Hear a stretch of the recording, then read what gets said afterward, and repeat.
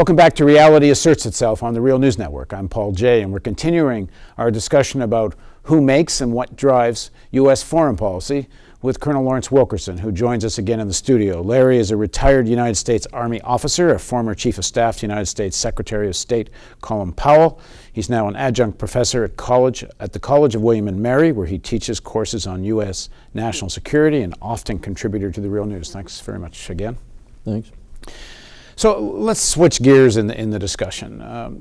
If the pundits are to be believed, the front runner right now for the Republican nominee for president is starting to look like Jeb Bush. Chris Christie seems to have self-destructed, although you never know in American politics whether or not someone like him can resurrect. He perhaps could. But whether it is Chris Christie or a Jeb Bush for that matter, that's the official Republican foreign policy narrative, particularly Jeb Bush. Rand Paul, at least on the face of it, is not. Rand Paul, I interviewed him during the 2008 primaries, and he said to me then that we, meaning his father, Ron Paul, and the Libertarians, he said, we have more in common with the anti-war Democrats like Dennis Kucinich than we do with the Bush administration. But when Rand Paul ran for Senate, he took money from Karl Rove, exactly, essentially the people he had been attacking. But if in fact he keeps to his libertarian foreign policy, even a little, which is a major cutbacks in American military budget, closing American military bases, back in those days, Rand Paul, like his father, talked about American empire and the need to stop being an empire, and so on and so on. And it seems to be that there is a real tension there, and that so far at least the official Republican Party could never accept a Rand Paul as being president because of the foreign policy piece of it. How serious is this tension, and what do you make of this debate within the Republican Party on foreign policy? Is it a serious one? I don't think my party has had a really serious debate on foreign policy since it scripted itself for the far right in the primary process at any event. Once it gets into the general election, I think you see a little bit more. I don't think you see it much in the platform. I think you see it a little bit more in the nuance of the answers to questions and debates, the pronouncements and so forth, by even someone like Mitt Romney, who tracks so far to the right for the primaries. And when I say that it's still the same Republican Party, contaminated majorly to be sure, that it was for Dwight Eisenhower, and afterwards it is an internationalist Republican Party by and large. That is, it believes that we touch every country in the world and every country in the world touches us, and thank you very much, that's very remunerative for us in big business. We like to touch other countries and take their money and their resources. So that's still what's there. It's just got a new tint and tone right now, principally from the neoconservatives, which seems to be we love perpetual war because it really serves our interests best, and from others in the what I'd call the radical right, who are not like Rand Paul or Ron Paul or Walt Jones and others, very adverse to a constant state of war or to war in general, but who are willing to accept almost anything so that they get their social issues met and satisfied, issues like abortion and gays and so forth. So you've got this conglomerate structure in the Republican Party that's extremely difficult to deal with, and I say all that because I think it's going to be really insightful to watch if Jeb Bush can orchestrate all these different complexities and come out on top as the nominee of the Republican Party with any kind of foreign policy platform at all that means anything other than internationalism. But the internationalism, unless he's breaking with the tradition of the Bush family, internationalism is what you said. It's the projection of U.S. power. And it's a very different internationalism for, say, George W. Bush and Dick Cheney, although I don't think it was so different for George W. Bush. Dick Cheney manipulated him into it than it was for their dad, George H.W. Bush. George H.W. Bush was very much in the tradition of Eisenhower. An informed, enlightened internationalism that, yes, helps the United States, but also lifts boats in the rest of the world. That was H.W. Bush's interpretation of it. Very much in the vein of Eisenhower internationalism. Jeb, I sense Jeb is the same way, so it's going to be very interesting to see if he can resurrect that pillar of the Republican Party. I frankly think it's going to be impossible. Well, the Eisenhower tradition, the rhetoric was lifting all boats, but the practice was asserting U.S. power and crushing national liberation movements, the overthrow of Mossadegh in Iran. It was in the framework of the Cold War, asserting that we want pro-American governments everywhere we can possibly have them. And the United States was involved in no wars once he ended the war in Korea. And we went through the most prosperous time, arguably, in our history as a nation, and we came out of it looking pretty good. That's not bad for 8 years as President of the United States. But if you talk about the sort of underlying assumption, if you want to draw that connection to Bush Sr., Bush Sr. certainly was no war. I mean, he had a war, and Bush Sr.'s wars, though, were more in the spirit of what he hoped to achieve, which was a new world order, which is the way he characterized it. And the new world order was going to be, hey, Saddam Hussein, you don't aggress against other nations. We'll do something about it, we being the UN, led by the United States. And, if you will, Noriega and Panama, hey, we don't condone, although we did for several years, international criminals anymore. Well, he was our international criminal. True. Noriega was working for the CIA, essentially. I'm not trying to defend them so much as I am to explicate the idea of international republicanism. Republicans believing in internationalism. It's always for wealth and power. Yeah, that's because the it's still underlying driven, reason. what you said in segment 1. This is driven by oligarchs with very deep economic interests. Oligarchs controlled by Eisenhower, more or less, though, even though he had one of the premier ones as his Secretary of State and another premier one as his director of the CIA, or at the CIA. So if you look at this fight within the Republican Party, like I said just before we started, it looks like Jeb Bush, if you're to listen to all the punditry going on, and you said to me, well, how is he going to get through the far right? So is this going to be, do you get a sense that Rand Paul is serious about these beliefs on foreign policy to the point, is there going to be a real war within the Republican Party over the foreign policy? Or is Rand Paul more or less going to do whatever it takes to be president and then simply more or less become part of the machine, and then the fight between Bush and Paul are on issues of personality and whatever? Well, my guess, and I must emphasize it is a guess, would be that Rand Paul would probably go the latter way, because I don't see him being the principled person that his father, Ron Paul, is. That said, I do see how a number of things could combine to propel Jeb Bush into the White House. One, America seems to, from time to time, display a pattern of changing horses in terms of the Oval Office. Democrats been in for so long, let's have a Republican, and so forth. That's not to be discounted in the way the collective American psyche works. And second, Jeb Bush is much different from his brother George, should have been the candidate in my view in 2000. And I think can present himself, if he can survive the rabid dogs of the primaries, can present himself to the American people in a way that will look quite palatable, not only palatable but positive.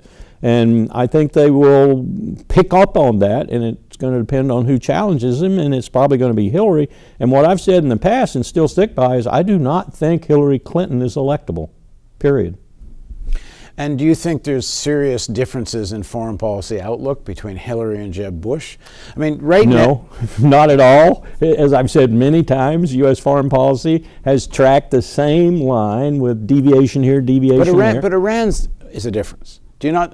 Do you see a Mitt Romney, if he'd been president, dealing with Iran? Ultimately, yes. You do? Yes. I see any Republican president having to go the diplomatic route first. I see him being more easily derailed by his own party, and therefore using the diplomatic route's failure as an excuse for conflict. That's true. But I see him as having to go the diplomatic route first for international reasons, legitimacy and so forth, and also for domestic reasons. But if you go back to what we were talking about in the first segment, about there is an alliance of forces that likes brinkmanship close to war, likes war, because there's lots of money to be made out of war. This Iran strategy of Obama doesn't serve either of those right now. It's actually, diminished the brinkmanship. No, but it ultimately serves what I think is becoming a realization amongst many of the national security elite. And that is, as I've said to you before, this is not about the Iran confrontation. It's not about nuclear weapons. That's the superficial aspect. No, I get this. This is about regional power. About power. I get that. Yeah. But does the Republican foreign policy establishment, we're talking about John Bolton's and the McCains and the Oh, Grahams. no. I shudder when I think about John Bolton and John McCain and others like them. But I do think there's still a strain of realpolitik in this Republican internationalism represented by people like Brent Scowcroft, Henry Kissinger for that matter, and others. And I think Jeb responds to that strain more, he vibrates to that strain more than he does to the strain of the neoconservatives. Okay, well, we'll see how this plays out. Let's focus a bit on what's going on with Iran right now. Where do you think, are these negotiations, first of all, are they being done, do you think, with the intent of really trying to make a deal? I do. It's not a diplomatic play to set the stage for war, and if not, then where are we at with these negotiations? I think for partly the reason that I just spoke of, that is that people are beginning to realize this is really about power in the Gulf, and Iran represents power in the Gulf and should be reconciled with. So I think these negotiations, 6 months ago I would not have said this, but I think, having observed them rather closely, that we may even complete a plan, if you will, a deal, within the joint plan of action specified time frame. I would have said we would have to extend it. I think we may complete a deal. If we do, then the problem becomes getting that group of Republicans in particular, but some Democrats like Menendez, who want no deal at all, period, to accept the kind of parallel lifting of sanctions, or step-by-step lifting of sanctions, if you will, that is going to be necessary for the U.S. to live up to its end of the deal. They're going to try to thwart that, and the Iranians are going to see that, and they're going to back out very, very quickly. And that's the thing that concerns me now, is that the president will not get the Congress able to do the things it needs to do with regard to sanctions to live up to the U.S. side of the deal. I think the deal will be a solid, positive deal for both sides. That is to say, it will be what it should be, a win-win situation where Iran gets its civil nuclear program, gets some dignity from that, and we get very good assurances, checked daily and on the spot and unannounced by the IAEA for an indefinite period, that Iran is not trying to break out and build nuclear weapons. That's what we want. That's what we need. And from there, we can effect a better rapprochement that begins to recognize that power relationship and serve both our interests in the region, Iran's and the United States. So as incidentally it did for 26 years when we had our hegemon in Tehran, the Shah. Right.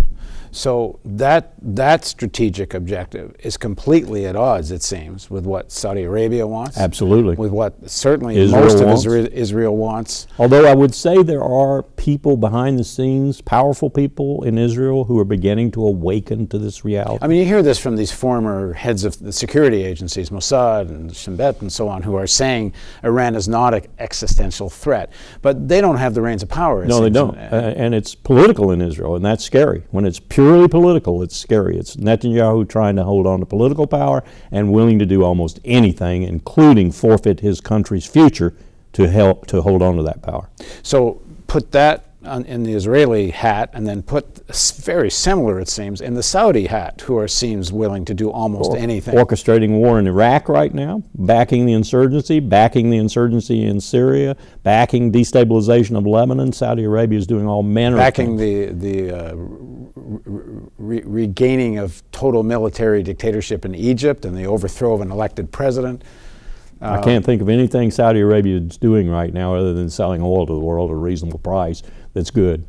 And as we know, Saudi Arabia has been very involved in various networks, terrorist networks, and I've keep hearkening back to this issue because nobody else seems to want to talk about it. The joint congressional investigation into 9/11, co-chaired by Senator Bob Graham, has said publicly, told us on the Real News, and we know in the redacted famous 28 pages that it directly connected Saudi Arabia to the 9/11, Saudi government to the 9/11 attacks, and so on and so on. So what is the danger then in that? It seems to me that the Saudis and the Israelis have a tremendous amount of influence in Congress. The Israelis through AIPAC and its lobbying, the Saudis because of the massive arms purchases. The Saudis have terrorist networks which they can pull levers of. There's a lot of dangerous obstacles to this deal with Iran. As I understand it, last week or the beginning of this week, the Saudis apparently outbid Iran with regard to the so-called peace pipeline, which was coming from Iran to Pakistan. And the Pakistanis are now, probably in return for loans given because they're going to sell arms to Saudi Arabia or whatever, are now saying no, they're going to get whatever they need in gas and oil from Saudi Arabia. They're not going to get it from Iran. So this has already been, as I understand, completed by the Iranians to their point of completion. The Pakistanis were supposed to pick it up from there. And now it won't be completed, apparently, unless this is just some bargaining that's going on and the Pakistanis are holding out for the highest bidder or whatever. But I'll tell you who's going to be the highest bidder probably is going to be Riyadh and not Tehran. So yes, the Saudis are mucking with lots of things and not necessarily, in fact, almost always contra to the interests of the United States. I think Riyadh has made a decision, whether it's ironclad or not, I don't know, and they've got a succession coming up, so we got to see if it adheres through the succession. But I think they made a decision the United States is no longer a reliable ally.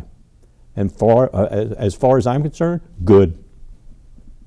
So if you look at Jeb Bush, who you would think is a far more, or whoever's the American Republican nominee, but certainly Hillary, this rapprochement with Iran, this sort of strategic shift, because it is one. It would be. It would be. Major one. 30 years of animosity. Is Hillary on that page? Is there, when you go back to this? Not from what I'm hearing. Yeah, because she's scaring me. Yeah, when you go back to that vote that took place back around 2007, 2008, the one where they were going to declare the Iranian Revolutionary Guard as a terrorist organization, which is essentially saying the Iranian state is terrorist, but they wanted to try to find some way to do it. Right. That didn't come out and say that. I mean, most of the leading Democrats voted against that motion. All the better foreign policy minds, including President Obama, I mean, everyone was against that thing. And he wasn't then president. But Hillary voted for it with the Republicans.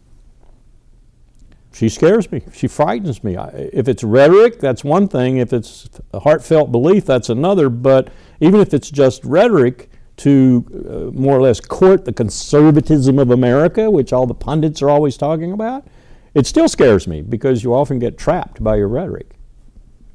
So thanks for joining us. And thank you for joining us. We're going to do one more segment with Larry. He has to get going. So please join us for that on Reality Asserts Itself on the Real News Network.